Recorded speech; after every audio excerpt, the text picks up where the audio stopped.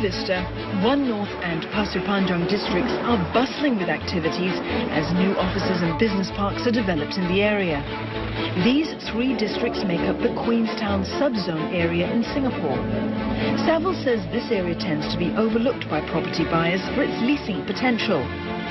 It adds that the development of office buildings and business parks will drive rental demand for private housing residential units. We tend to think of, the Raffles Place area or the district that has about 8+ million square feet of office space, without realizing that in the Queenstown planning area, we have to include both business park and office space. If you add these two together, it's about 12 million square feet, and it's larger than Raffles Place. So then we look at business parks. Business parks also house quite a fair number of overseas nationals, because they are, particularly in the One North, they are tending to be in the science and technology field. And this rarity of skill sets means that the heavier concentration of overseas nationals, and they will need apartments or housing abodes. There are currently 3 large business park developments in the Queenstown subzone area: Mapletree Business City, and in One North, Biopolis and Fusionopolis business parks. One North is also home to a prime Grade A office building, Metropolis. Take, for example, Metropolis, which has 1 million square foot of net lettable area. Based on an average working space of 150 square foot per worker, this development can house an estimated 6,600 workers, says Savills. Applying the population average that 39% of Singapore residents are non-citizens, that results in 2,500 overseas nationals that are likely to rent for home. So what is the potential private leasing demand for the area? I will think that just from One North, Metropolis and Mapletree Business City, we will see approximately over 30,000 overseas nationals working there when it's fully developed.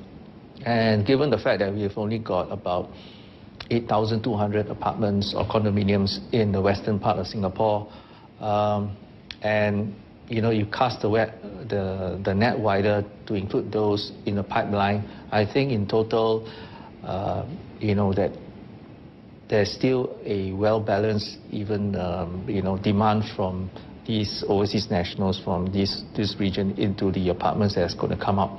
So given a housing size of 2, because these are likely to be younger younger age group cohorts, so we will see at least 15,000 or 16,000 demand for housing units from overseas nationals in just these 3 regions of One North, Metropolis and Mapletree Business City.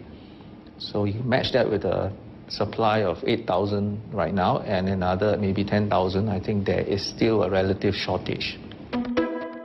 Singapore Real Estate Exchange, or SRX, crunched some data for MoneyMind. It looked at rental yields in the rest of Central Region, or RCR, since 2010. And what it found was that the Queenstown area has consistently achieved the 2nd highest rental yield after Geylang within the RCR area. When you look at rental yield, it's a combination of getting that balance right, which is the rent divided by your purchase price. So you want to find that right balance.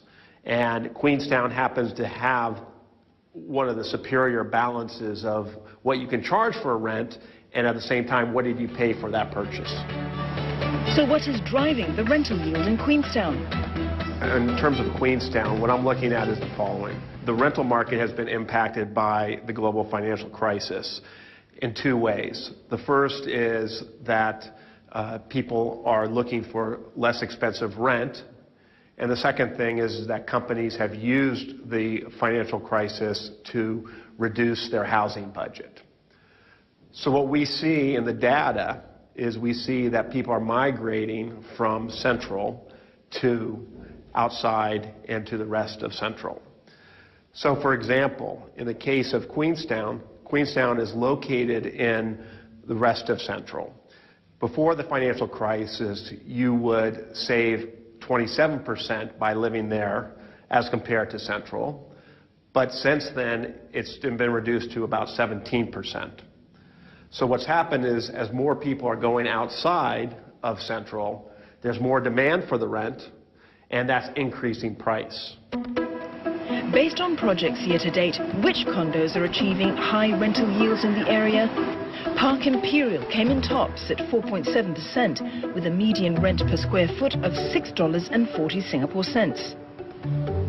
Next is One North Residences at 4.6%, with a median rent per square foot of $4.90.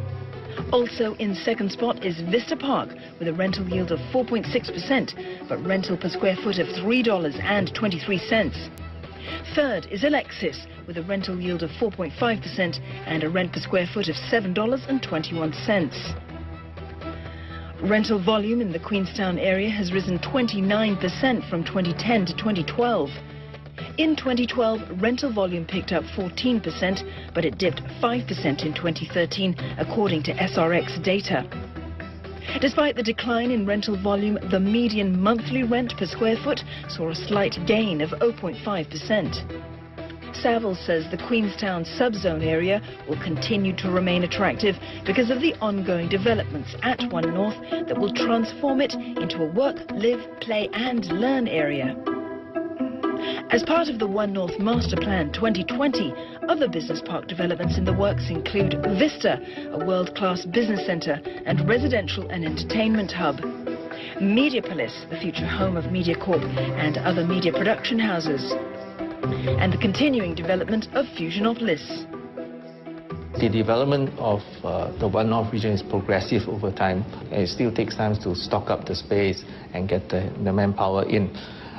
So having said that, I think the fear among some that the area is saturated is maybe at the moment perhaps justifiable, but in the long term, once the area is fully developed in the Western Planning area and the Central Planning region, I think the supply-demand is quite in balance in the sense as in is in equilibrium. It is not oversupplied.